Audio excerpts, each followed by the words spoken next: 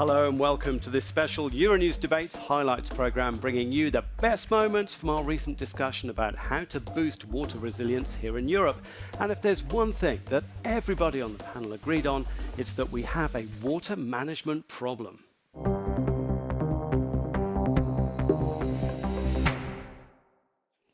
The problem is that Europe is under water stress, and even more our southern regions are really seeing more and more extreme weather events. But we have also seen, scarcities. We have seen that, restrictions on water use. And I think this is why this urgency has come up. Do you feel pressure at the moment in terms of water supplies? Yes, and indeed, as Hildegard already mentioned, we see predominantly the pressures now in the Mediterranean, where water scarcity is really building after 3 years of droughts. Now they have had recently enormous rains, but... Yeah, it's the exact opposite actually last month. Yeah, but before it was really a very difficult situation and still is in some parts. Veronica, why is there so much focus now on water here in Brussels? Because I really think that climate change is exacerbating and accelerating the impact of what is deep down unsustainable management of water over the last decades. What we are seeing is really the tip of the iceberg, because around the problem is really the triple planetary crisis, biodiversity loss, pollution, driven by this unsustainable management of the most precious resource we have on Earth. In our blue planet, by the way. Yeah, I would also go with the management issue. I think we do have a management problem, but I would also point out at the innovation. I think that innovation might be understood a bit narrowly towards just technological innovation. Innovation can also be social innovation. It can also come into a policy. It can also come into economic instruments. Therefore, I would also point towards that. So the European Commission is cooking up a new water resilience strategy due to be announced soon. So what are their priorities? As a good journalist, I looked up what the European Commission is saying about this water resilience strategy, and I copy-pasted exactly what I could find, which I'll read out to you now, but don't worry, it's not too long. 3 things. Number 1, to ensure water sources are properly managed. That's one of the objectives. Number 2 is to address scarcity. And number 3 is to strengthen the competitiveness and innovation edge of the EU's water sector while promoting a circular economy approach, which, if you're playing Brussels buzzword bingo at home, that's 3 points. So you've got competitiveness, innovation, and circular economy. Amongst all of those 3 objectives, which one is the most important, do you think? Management. Why do you say that? Yeah, because we have technologies. We know what to do. Actually, we need to be more efficient. The main consumer is agriculture. We know how we can better, manage irrigation. We know that we can manage our buildings better with reusing water and so on. So the solutions are there. I think there's one very crucial also element, because we have a lot of knowledge at the regional and local level, but what we are missing is data, because we need interoperable data. Why are we missing data, Jan? Do you agree with that? And if so, why? Well, it depends. If you look at business, we measure our water consumption, and we have in our factories water meters at every point of use. And that is monitored real time. Yeah. So we have a perfect, we know exactly how much water we use, where it is going, and also if for instance there would be a leak or something, we detect that immediately. Now there are other parts of society where water is not managed in the same way, and there are other examples where also at households, not every home has a water meter, so still a lot of water is lost. And if we are able to retain the water and use it more efficiently, I think we can make sure that there is enough water for everyone. Yeah. Veronica, everybody's here to talk about the water resilience strategy, and you're keeping your cards relatively close to your chest about it. But can you give us a hint of what's new in that document that we're going to get later this year from the Commission? We're still in internal decision-making process, but the focusing of the minds on the problem and its scale, and also our suggestion for key enablers on which to focus in order to find solutions. But it's really about restoring the water cycle, which is impossible to do without focusing also on the restoration of the ecosystems, which are not just the aquatic ones, but also the green part of our planet that needs to accompany the necessary evapotranspiration. The second goal is really to drive Europe towards a water-wise way of managing, this resource in a very circular manner. And the third goal is really one of also securing access to clean water and sanitation for all. Imagine that still today, across European Union, we have 1.5% of the population which lacks access to proper toilets, sanitation, and 4%, we are talking 23 million people across the EU, that do not have access to clean, stable supply of drinking water. So the European Parliament has its own initiative report on water resilience. What's new there? What are the key ideas? Well, I think what we try to do is really to have a holistic approach, because we had, I think, in the past also a focus on quality of water, but now we also talk, of course, quantity, we talk security, we talk innovation, competitiveness, so a little bit also the industrial aspects. And I think this is the important thing. And we need also some rules. For example, if there's scarcity, I mean, their guidelines have been developed, who will get water first, I mean, this is a really tough decisions to make. And of course, also what was said about, cultural habits, for example. For example, in Germany, it's hard to reuse water. It's not very familiar, really. I mean, or to use grey water, or so, to use wastewater. Whereas in Catalonia, it's totally normal. Exactly. So we also have to talk about, some behavioral shifts. Yeah. So, I mean, just to become more aware. It's very similar to the conversation about energy, absolutely. So we can use this, discussion and process and, adapt it a little bit for the water supply.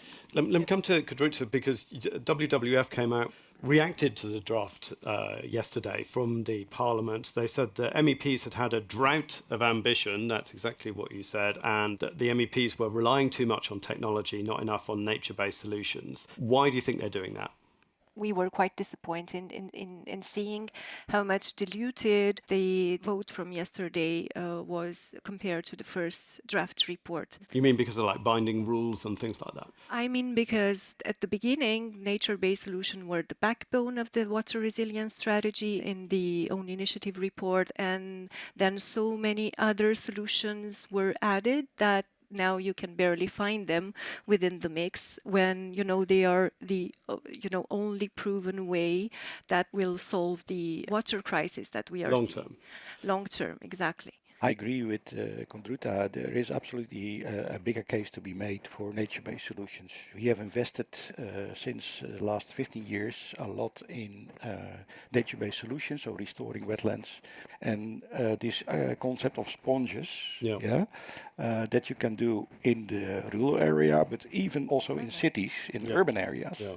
And the good thing with nature-based solutions is they have also a lot of co-benefits. They are very useful for climate adaptation. It prevents floods. So why did the MEPs wind back on it then? Well, I would not assess it like that. I think this is a combination of both, because we need both. So, for example, in urban areas, there's very little nature to restore. I mean, so I think we need both. Did the MEPs think that we're being unrealistic about the scope and the scale that we can get to with nature-based solutions? Do they think we can't deploy this everywhere?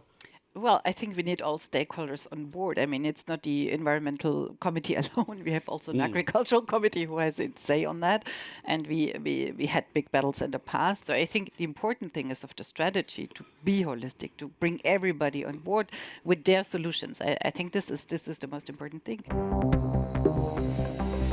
So what are the next steps, and can we Europeans expect the water resilience strategy to make any difference to our daily lives? So when we say that we need to restore the broken water cycle, indeed there is a lot to be done in terms of restoring the natural ecosystems in which we work. How do you get them into action? Action for agriculture, precision farming everywhere. We have it in Africa.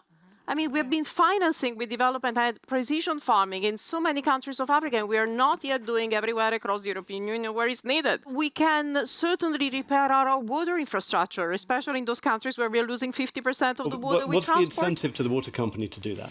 the incentive shouldn't be for the water company only. I think this is a very important point of the strategy. I think that this is a collective problem of society. I would also introduce one thing, the storage. I mean, this is also with regard to energy. We have to store water because this is also a practice thousands of years old. We had cisternas, and I noticed, for example, that was interesting in the hearing too. In Central Europe, they do much more storage, so they don't run into these kind of traumatic situations. Codruta, can I get your thoughts on this? Yes, of course, especially on the water storage issue. I mean, there are different types of storing water, and artificial reservoirs. What they do is taking water out of the system and leaving less water to circulate within the system and within the natural cycle of water. So this is exactly what is causing, the water cycle to be broken. So building extra reservoirs isn't the answer. I can see that there are places where this is something that needs to be done, but it's not the only solution. And there are ways to actually nature-based solutions to store water so it can circulate and it can do what it does, produce cleaner water and everything else. Let's open up to questions. Yes. Thank you. My name is Hannah, and I'm curious about whether all the discussions on data collection and monitoring will pave the way for benchmarking or determining binding targets for industries that typically have a high water footprint. So Good mostly question. policy question. Very good. Who wants to have a go at that one? Yes, I do see these as an important manner to progressively also drive better competitiveness by having de facto targets. I mean, in that specific field, they will go more sector by sector, ceramics, steel, and so many other sectors that are there. What I can say is that we are obliged by law to set a target for reducing leakage rates. But indeed, first we have to really measure what the problem is. We would welcome very much seeing binding targets applied to the biggest water consumers and the biggest water polluters. Yeah. I think it is only fair, because we talked about social justice, it is only fair to see that people would pay as much as they consume and as much as they also pollute. So binding sectoral targets on water efficiency, I don't think that's a good idea because it's very complicated. Because Why is it complicated? Because if you just look at our sector, soft drinks, the water efficiency in a plant is so much different in terms of the type of packaging that is produced. If you have refillable bottles, you use much more water than when you have single-use bottles. Wash them. Yeah, you have to wash them. Right. What I would propose is an alternative to say that basically all companies should have a water management system. Right. Yeah, that is urging you to measure your water, to create a water saving plan, to monitor and then adjust, and then you create this continuous improvement cycle, and then you have all companies that are working to gradually improve their water efficiency. That's, I think, much more effective than setting, a limit. Yeah. I would rather agree with this approach because it's more, organic, I would say, because we first need to establish the management, the saving plans. What changes would we actually see as consumers or as businesses after you have got this water resilience strategy off the ground? So my first message would be, if we start acting together on it now, we will avoid the repetition of the energy crisis. I think it's already a nice message to give. So act now to secure the long-term resilience that we need. Well, I think the most important thing is the awareness that we are in a really acute situation. And if we do not act now, if we don't take precautionary measures, we might end up in a situation which is terrible, that we have to choose who has access to water. And this has to be avoided in any case. I think we all need to collectively understand that water resilience is not going to be tackled by pipes and digital platforms. They are certainly going to help. But water resilience without functioning ecosystems and nature, there is not going to be any resilience at all. Yeah. Yeah, what I really hope that what the resilience strategy will leverage is that we start to value water. And I hope if we all are in this place, businesses, citizens, farmers, society, then I think we still have the opportunity to create a water resilient Europe.